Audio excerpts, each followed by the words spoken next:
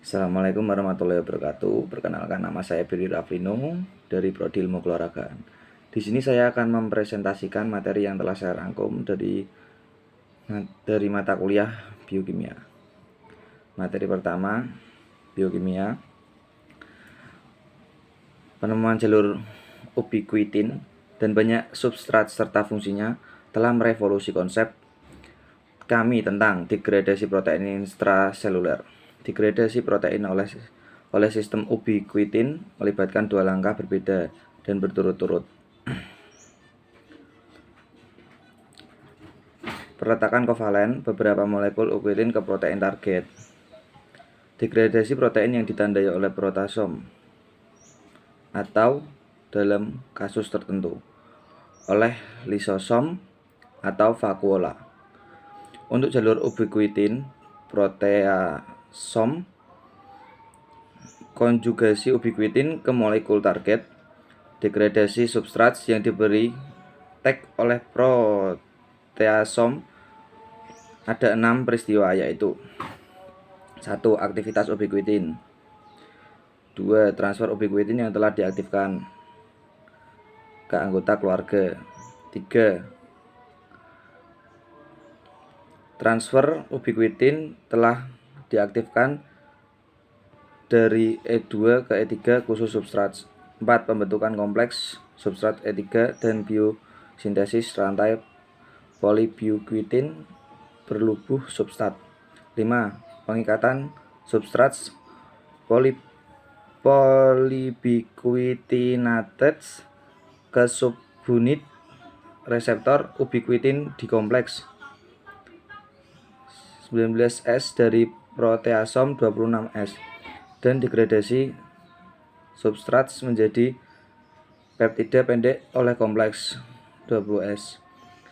Yang keenam, daur ulang ubiquitin melalui aksi isopeptidasi. Struktur hierarki mesin konjugasi ubiquitin S1 tunggal mengkatalisis aktivitas ubiquitin dan mentransfernya ke beberapa enzim E2 dalam kebanyakan kasus. E2 mentransfer ubiquitin ke beberapa E3, sementara dalam beberapa kasus E2 spesifik untuk E3 dapat bersifat khusus media atau dapat mengenali beberapa media melalui motif yang serupa, tetapi tidak identik. Substrat tertentu dapat ditargetkan oleh beberapa E3, mungkin melalui motif pengenalan yang berbeda. Cara pengenalan substrat oleh E3 yang berbeda.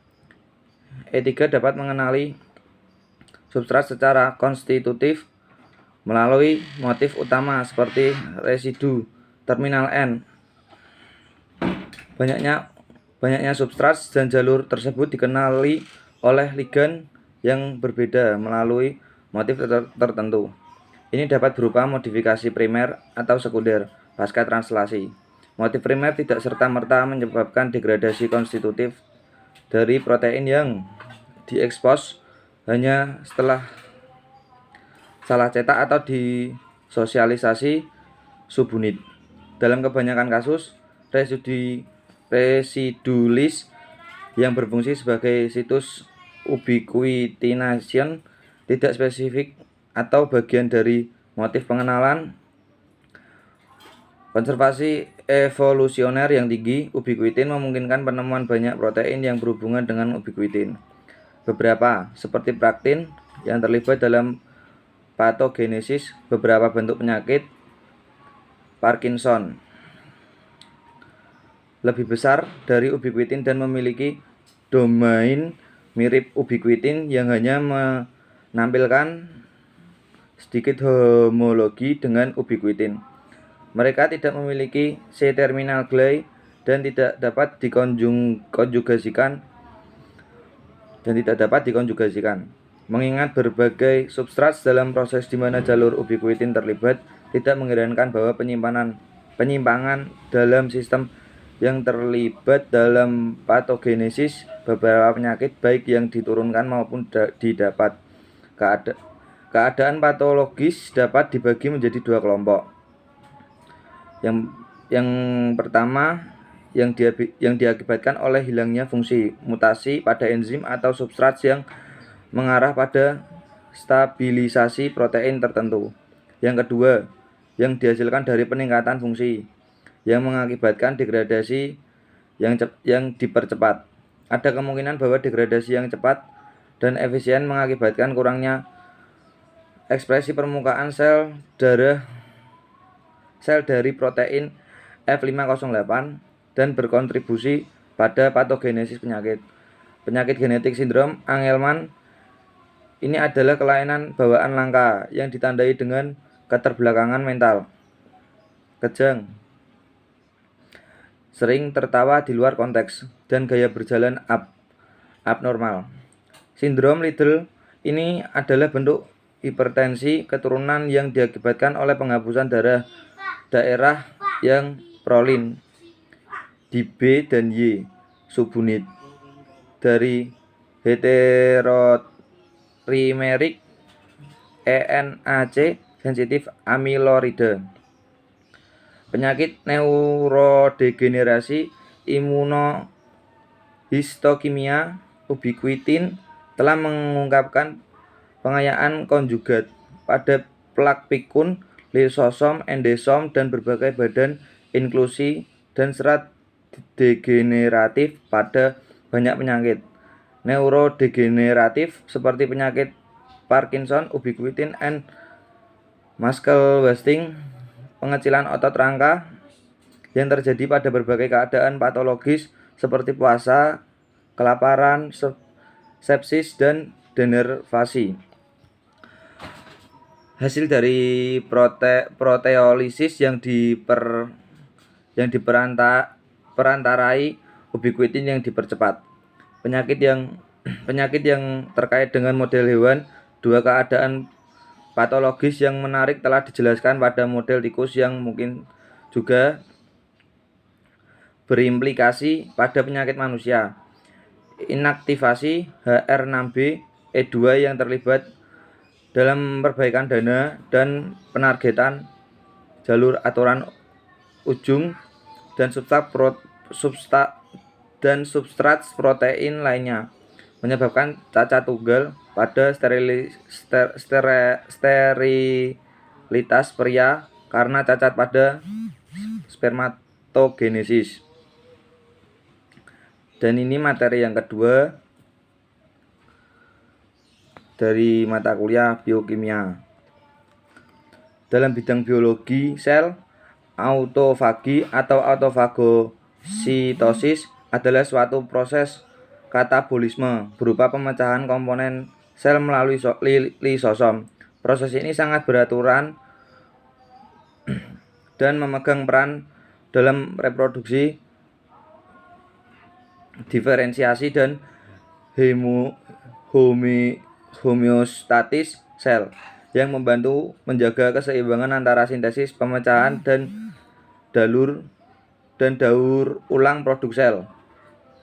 Proses ini adalah mekanisme utama yang digunakan sel untuk mengalokasikan ulang nutrien dari proses yang tidak perlu kepada proses yang lebih penting. Ada beragam proses autofagi yang semuanya memiliki kesamaan dengan adanya pemecahan komponen intrasel melalui lisosom. Mekanisme autofagi yang paling dikenal terjadi melalui pembentukan membran di sekeliling daerah sasaran pada sel yang memisahkan isinya dengan bagian lain dari sitoplasma. Vesikula yang terbentuk selanjutnya akan melebur dengan lisosom dan isinya pecah. Saat ini kesadaran untuk hidup sehat semakin besar. Salah satu metode yang dipakai untuk hidup sehat adalah dengan detox. Kalau Anda merupakan orang yang tertarik pada detox, mungkin tertarik dengan proses autofagi.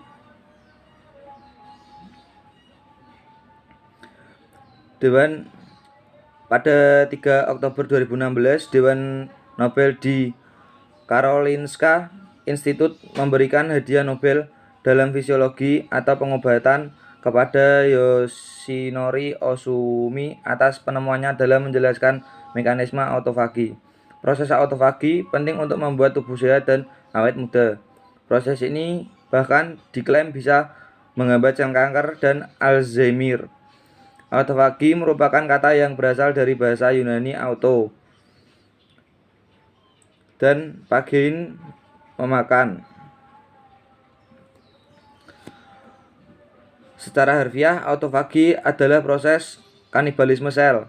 Lebih spesifiknya, autofagi adalah mekanisme tubuh untuk menyingkirkan sel-sel protein atau membran yang sudah tua dan rusak. Sel-sel yang sudah rusak dalam tubuh akan saling memakan sel yang rusak dan menghasilkan sel baru yang sehat. Glukagon adalah jenis hormon yang berlawanan dengan insulin.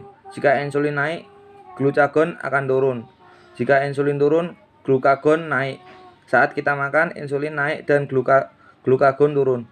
Bila kita tidak makan, maka insulin akan turun dan glukagon naik. Dengan berpuasa, sel-sel rusak dan bermutu rendah akan dihancurkan. Pada saat bersamaan, berpuasa juga merangsang hormon pertumbuhan. Tubuh akan mengalami renovasi. Sebaliknya, proses autofagi tidak berjalan ketika tubuh diberikan